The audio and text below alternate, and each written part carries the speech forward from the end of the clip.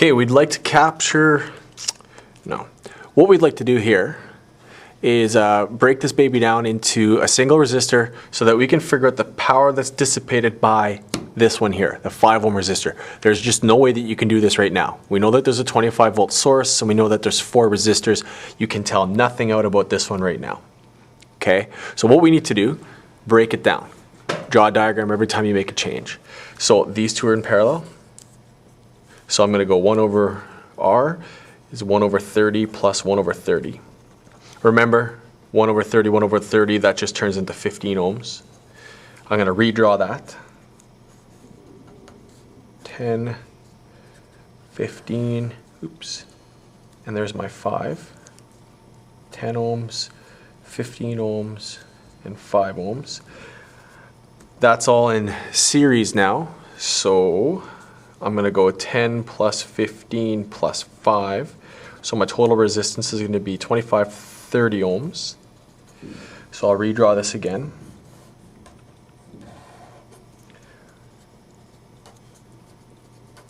And 30 ohms. Okay, you may want to keep a second color of pen handy because what we're going to do now that we have this is we're going to work backwards so that we can find out all our information about this. So let's see here. I know that R equals V over I. So then I know if I have total R, RT, well that's got to be my VT, oops, VT over my IT. So I can find my total current here. So that's going to be IT is going to be equal to VT over RT. So that's going to be 25 over 30. So my total current is 0.83 of an amp. That's important. I'm going to write that down in a different color. 0.83 amps. Written in red because now I use my circuit theory. I know that these are in series and I know that current is equal in series. So I know that this is 0.83 amps. This is 0.83 amps. And this is 0.83 amps. I know that, as well as I know that up here on this one, it's 0.83 amps. And I also know that this one is 0.83 amps. And for here, this 0.83 amps is splitting because of this junction, but I can figure out what my voltages are there. I can figure out what my voltages are here. I can figure everything, but you know what? I don't need to go that far because what I'm trying to do is find the power right here. And I have R and I have I. Well, power, the formula is I squared R. So if you know that right off, you can stop right here.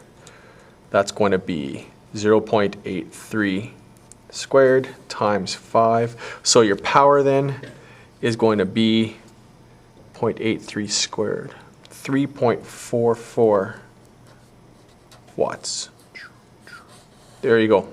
And that's the power that's dissipated on this resistor right here, which is the same as this resistor right here, which is the answer that we just found, 3.44 watts. Now, just as an aside, remember, power is voltage times current, V squared over R, or I squared R. We chose this one. We could have gone further and found our voltage here, and we could have used V and I, or we could have found our voltage and gone V squared R. All of those would give you the same answer, but you might as well do the quickest way possible. So there you go, power dissipated in a circuit.